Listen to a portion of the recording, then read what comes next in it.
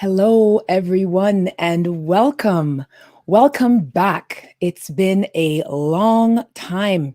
It's been almost a year since I have been live on YouTube. Season one of Empower and Equip live on YouTube launched last year in the heights of the pandemic. And now we're here with season two, episode one. And tonight, the topic is I can't. Yes, you can. And I'm going to be talking to you about how you can plan an amazing summer holidays with your family and your children. Now, I know that this entire pandemic has just been so heavy for parents and it's been very overwhelming. I know that online schooling was just everything that we didn't want it to be.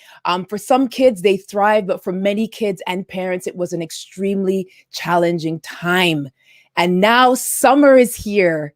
And we got to figure out what we're going to do with these kids to make sure that summer is enjoyable, that it's also a time where the entire family can refresh and be renewed so that they can be ready for the fall because school is coming back in the fall. We don't know completely 100% what it's going to look like, but we know that school is going to be back in the fall. So before I get into my topic for tonight, I want to welcome you. My name is Raquel Brown, and I am the founder of Empower and Equip. And Empower and Equip is a faith-based parenting organization that I launched in 2015. And my goal is simple: to resource parents with tools and strategies that will allow you to be the loudest and most influential voice in the lives of your children all the way into their adulthood. So when I say children, I don't just mean toddler. I mean all the way up until they're grown and they're out of your house and they are gone. So I've been doing this for over 5 years, and it has been amazing. The response from the parent community has been so encouraging, and it just keeps reminding me that what God has called me to do, I need to keep doing it. So I am a teacher. I am a wife. I am a mother. But most importantly, I love my God, my Jesus Christ. And I make it a point to center him in all of the ideas and the concepts that I bring to parents, because I believe it's important. I believe that there is a unique way that Christian parents are supposed to be parenting, and that God has put me into this position to help us work some of those details out together.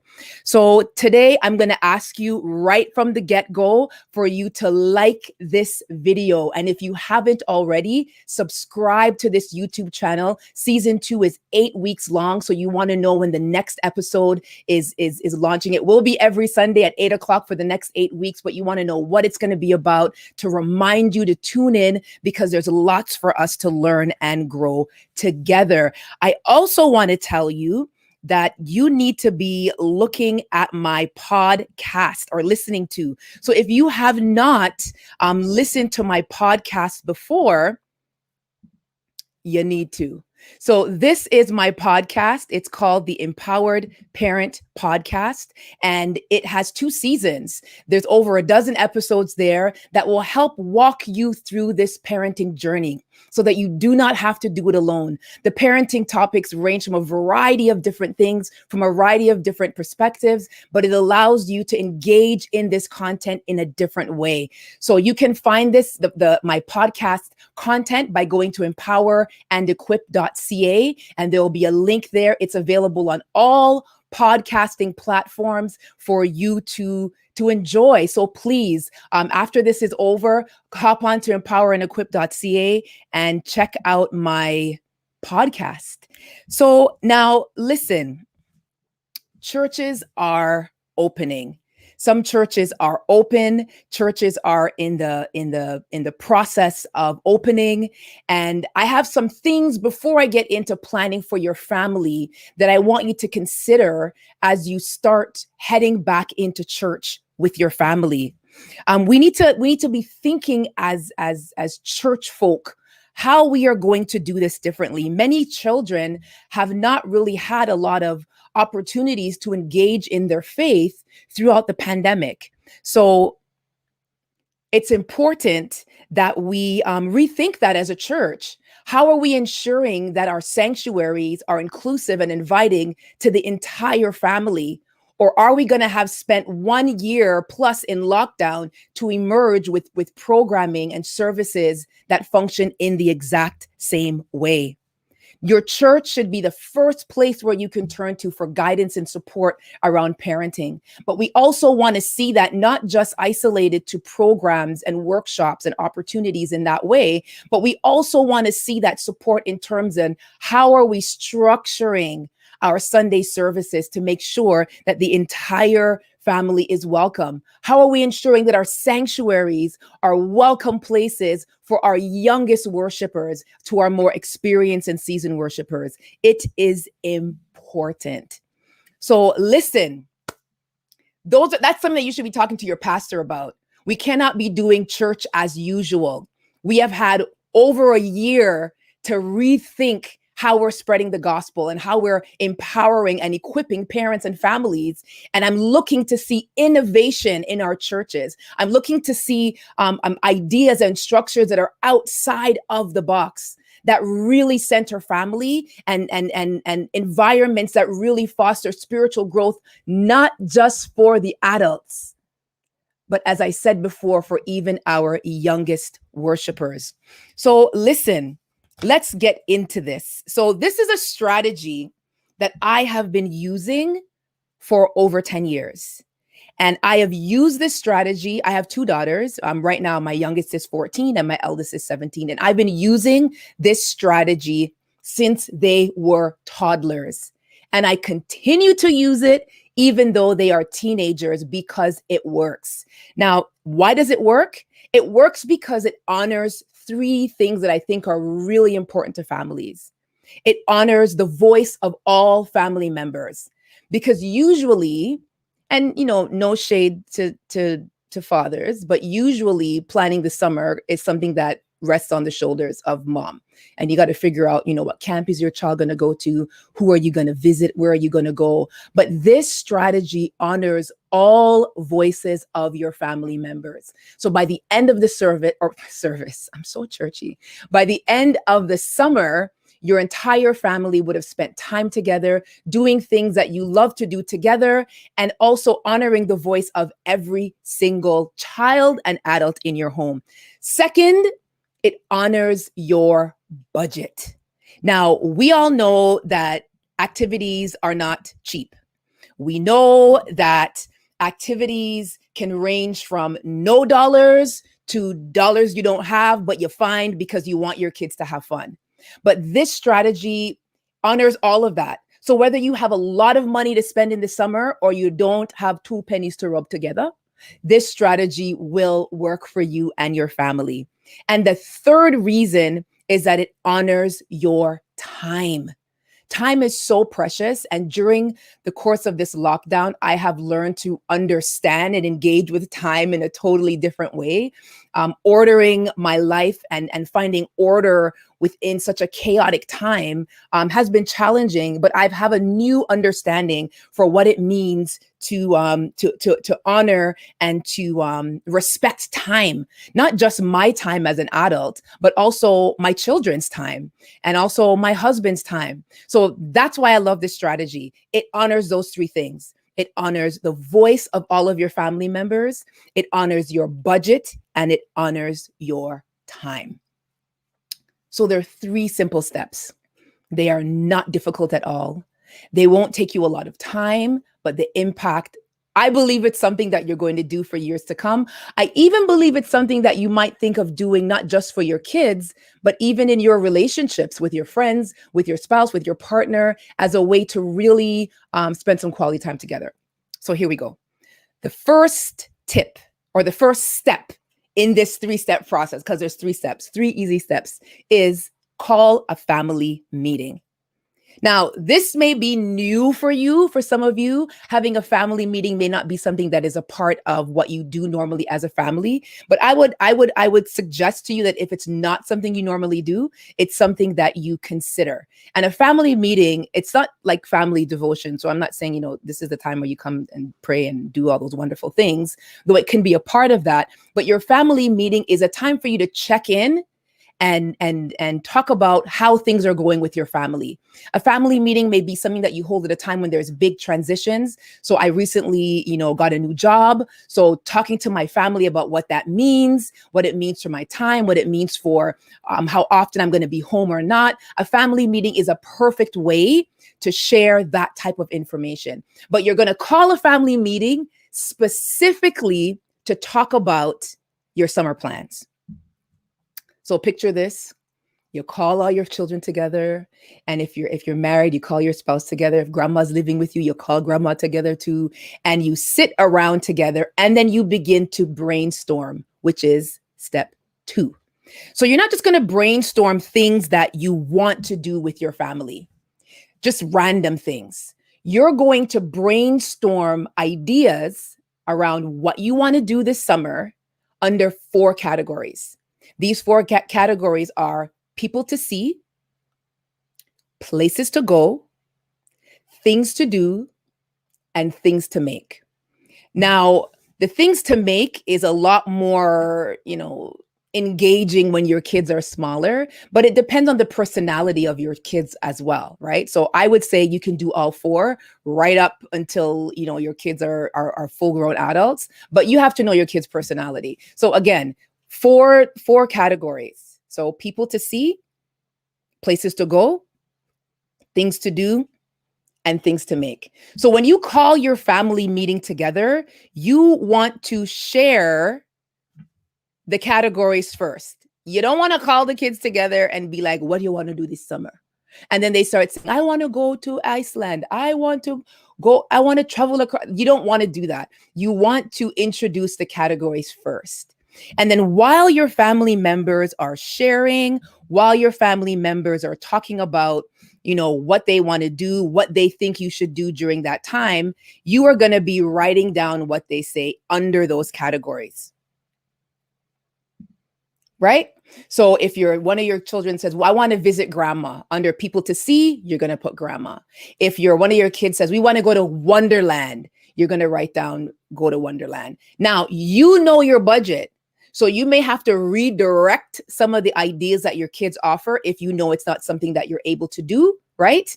Or you may want to collect all of their ideas and then go back afterwards and take a look at which things can we do, and then hold another family meeting once you finalize your list. So I usually record. So in our family, this is how I normally do it. So my family meeting would happen on the last day of school. So I live in Ontario, and in the school board that we're in, school usually ends on a Thursday. So what I would normally do is I would bring the kids to a restaurant called Kelsey's, because Kelsey's has half price wing night on a Thursday. So we would go to Kelsey's. I would bring my notebook, and in my notebook, I would have my page, people to see, places to go, things to do, things to make.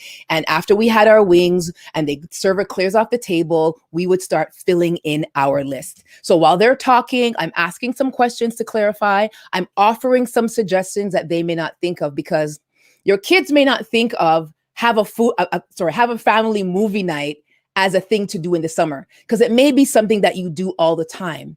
But you can make those regular or normal experiences a little bit more special in the summer. So how could you make movie night special? As an example, you can go to Dollarama and buy the little popcorn bags and pop some popcorn and put it in the little popcorn bag so they feel like, oh, this is more special, right? So you're going to offer some things and you're going to ask clarifying questions so that you can be clear around all the things that they accomplish this summer as a family. Remember, don't leave out the activities that they think are mundane. So going for a walk as a family might be something you do all the time, but it still could be something you add to the list and you make it special. All right. So what's step 1? Call a family meeting. Step 2, at the family meeting, you're going to share these 4 categories, and you're going to begin to curate a list of activities that fit under each of these categories.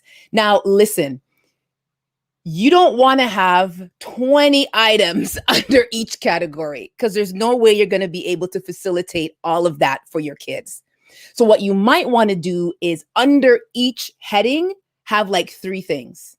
So people to see, 3 people that we want to visit this summer. Places to go, 3 places that we want to go. Things to do, 3 things. Things to make, 3 things. You're going to have to think of your budget, your schedule, and decide how many items you're going to include underneath each heading.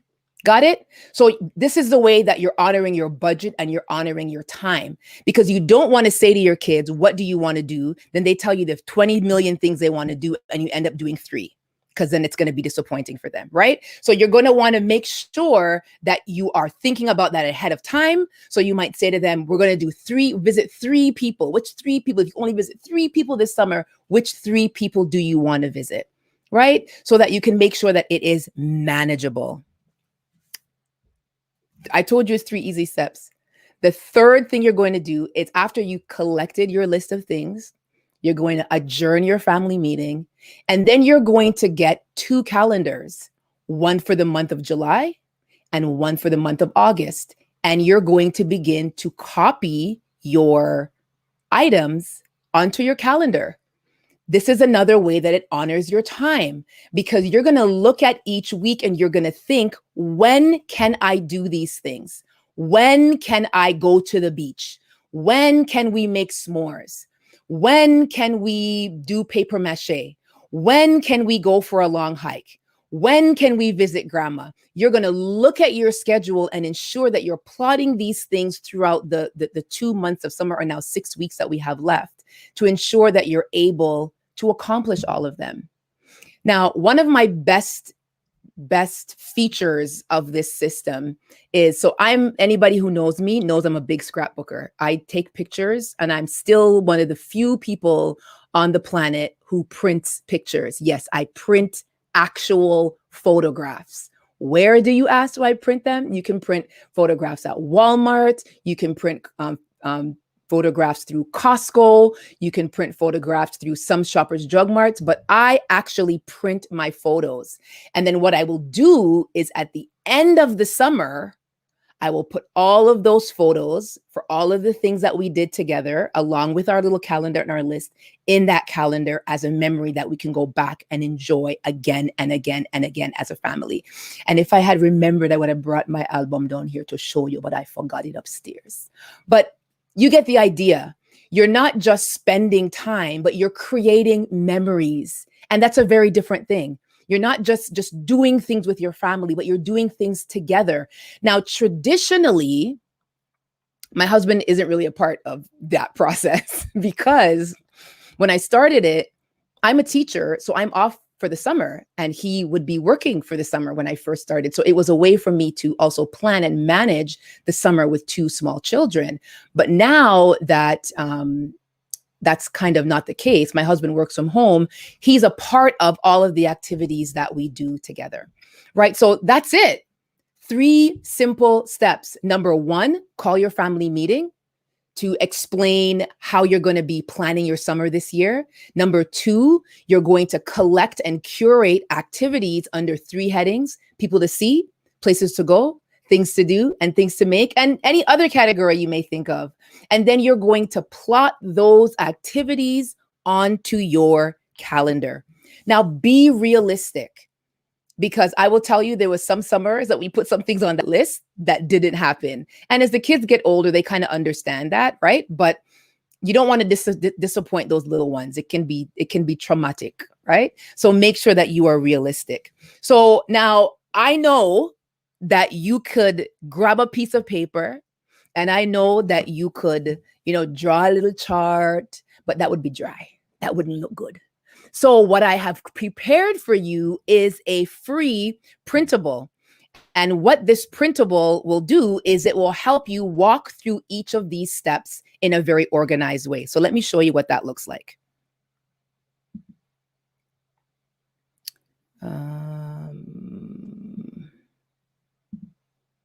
There we go. So you see it? You have 4 pages, a 4-page printable. The first page shows it goes through all of the steps that I just went through with you today on this live. The second page is actually a chart that's divided by those 4 categories that I talked to you about: people to see, places to go, things to do, things to make. And I even included 2 calendars. And the reason why it's important not to put the things you're planning with your family, like in your phone or on your iPad, is you want it to be in a place where everybody can see it.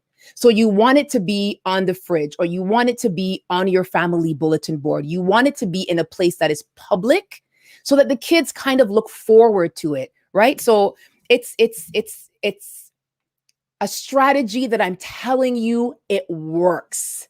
It works. It allows you to maximize your time with your kids so that you're not just scrambling to figure out what should I do, what shouldn't I do, but you're actually really being thoughtful. You're actually including their voice in your plans. You're not just figuring out over here, okay, we're going to do this, we're going to see this person, we're going to do this, we're going to do that, but you are taking into consideration the things that they want to do to make sure that the summer is just as impactful and restful and fun for you as it is for them. So, how do you ask? How, Raquel, can I receive this printable? Well, there's two ways. So if you're a part of my mailing list, then you're going to receive a copy of this, or a link to this printable after this live, along with a link to this live. If you're not subscribed to my mailing list, why aren't you subscribed? You should.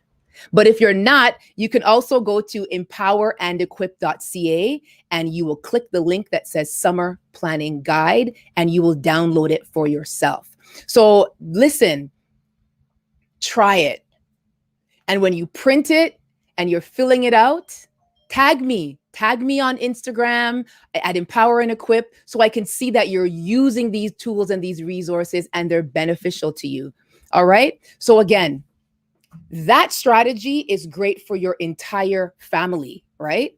There's another little bonus idea that I want to leave with you before I call it a night. And this is the idea of what I call webucation. Now, I did not create this. I didn't make this up. I cannot remember where I heard it from.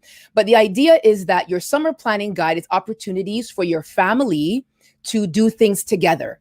Your summer planning guide is a way for you to ensure that your kids are engaged, that they're not on their screens all the time, but that they are actually able to enjoy the summer with planned activities.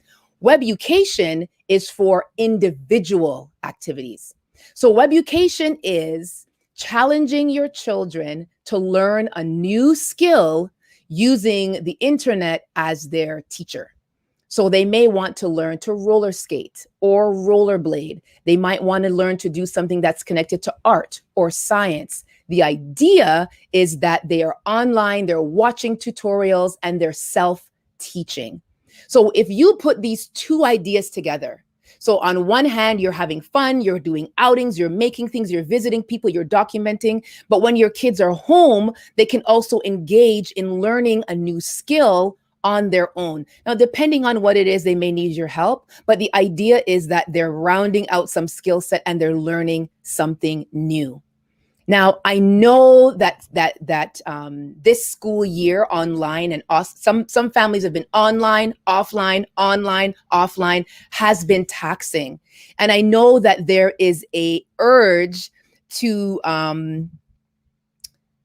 buy your kids a workbook and have them doing some sort of workbook that's academic focused to ensure that they don't lose any of their learning from during the school year. I totally understand that thinking, and I totally understand why you would want to do that. But I really want to urge you to not do that. I really want to urge you to help your kids use this time to reset. Now, I'm not saying that they shouldn't be reading. Anybody who knows me knows I will say kids should be reading every single day. The only way to become a better reader is to read. And I'm not saying that they cannot engage in some numeracy activities or some science activities connected to the learning that they would have engaged in the school year. I'm not saying that at all. But what I am encouraging you to do is to help them use the summer to rest and to reset and to reconnect as a family, doing things outside of the home. Our province here in Ontario, we've been on lockdown, it seems like, for 2,063 days, but we are opening up and it's time for our kids to get outside. They've been on devices every day for months. And it's time for them to exercise a different part of their brain while they're spending some incredible time with you as their parents. So listen, that is it. Those are my that's my summer planning strategy. It's not just something that you need to use with kids. Even if you don't have any kids, you can go through the same process with your partner. You can go through this process with yourself. Who do I want to see this summer? Where do I want to go? What do I want to do? What do I want to make?